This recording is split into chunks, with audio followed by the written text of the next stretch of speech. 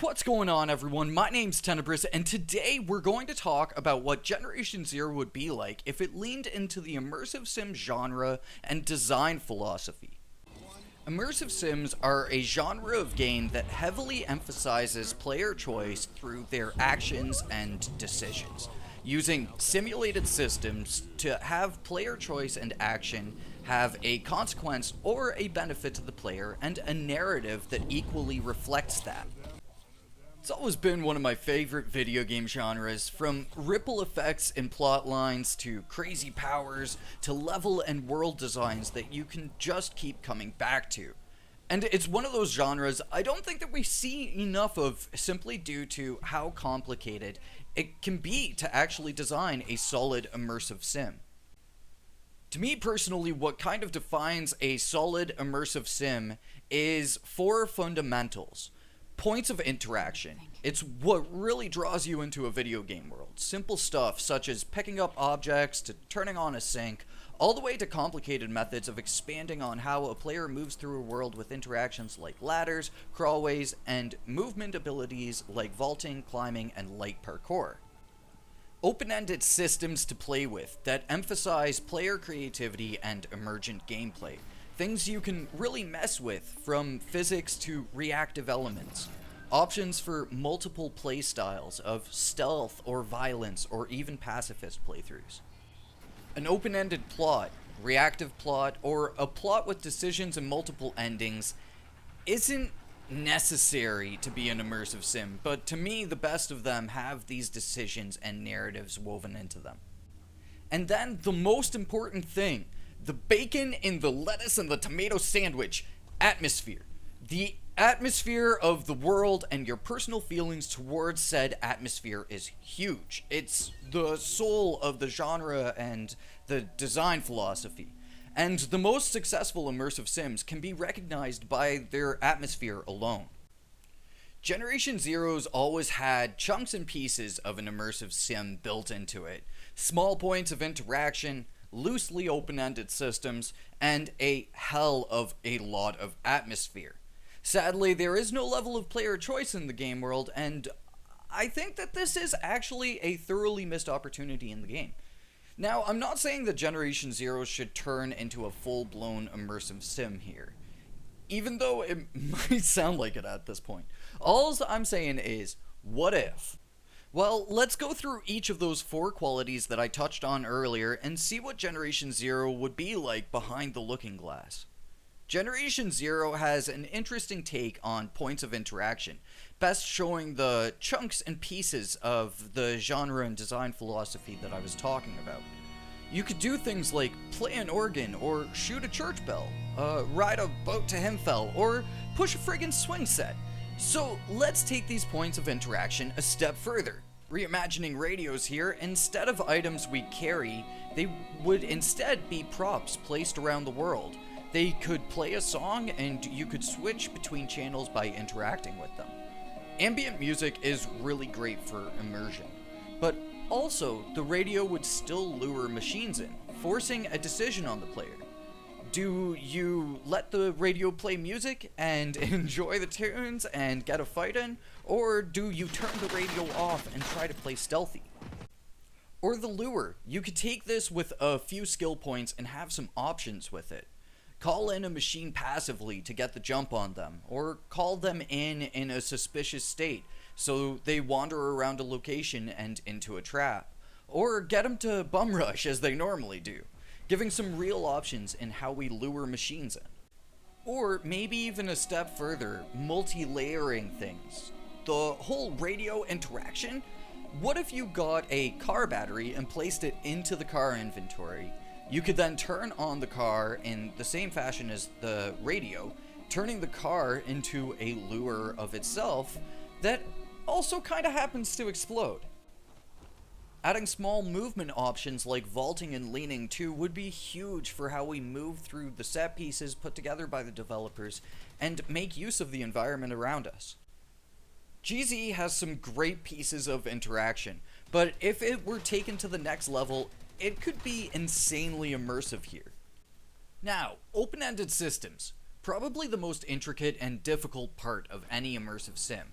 What kind of open-ended system could GZ have? For gameplay options, simple solutions to the stealth system could actually make some really great open-ended systems.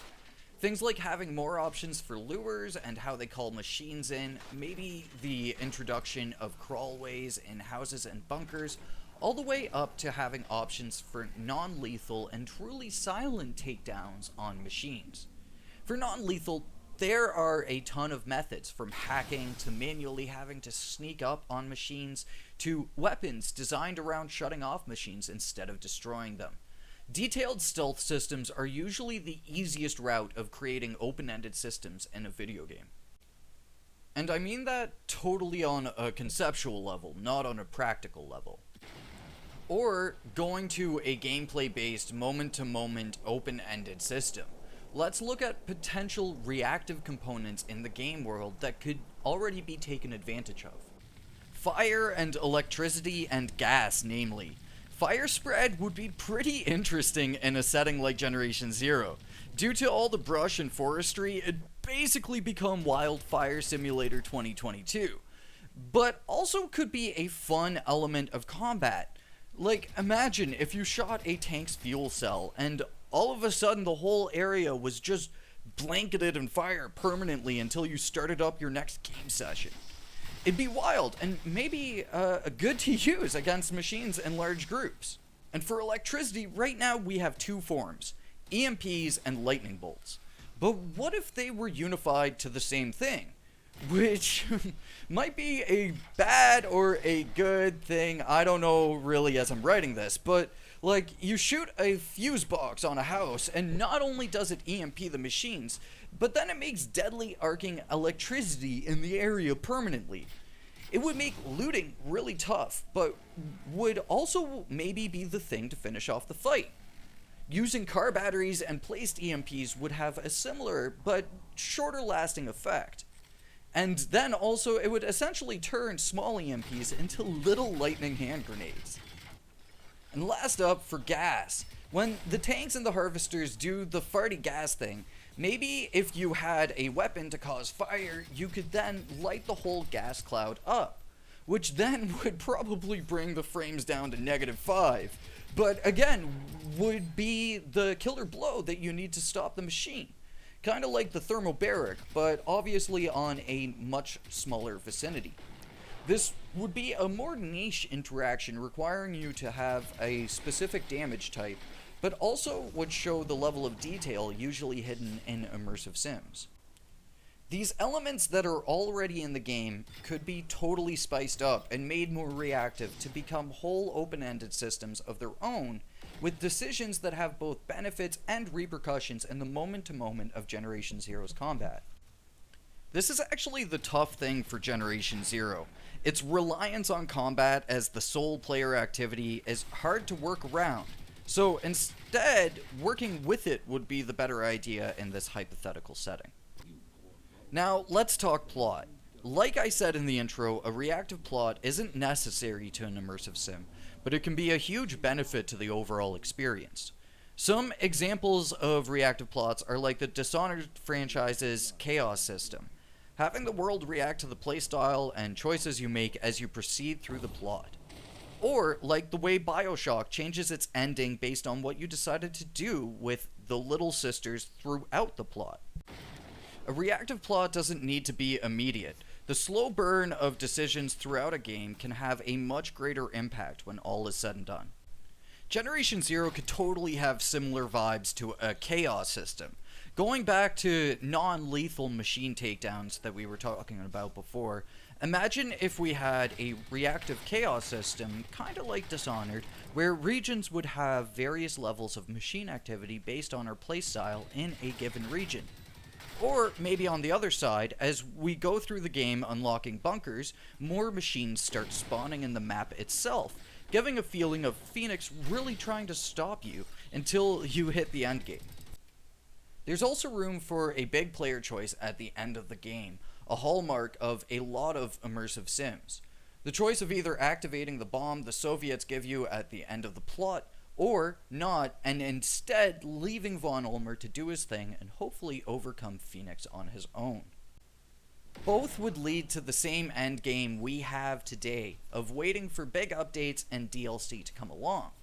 We could even go down the exact same story with the DLC because ultimately it could be assumed if we left that Von Ulmer lost to Phoenix, and if the bomb is set off, then you just have the vanilla game ending that we normally have.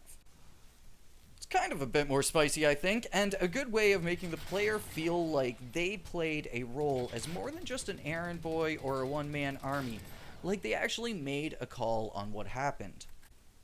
Influenced it some way by their interactions with the game world.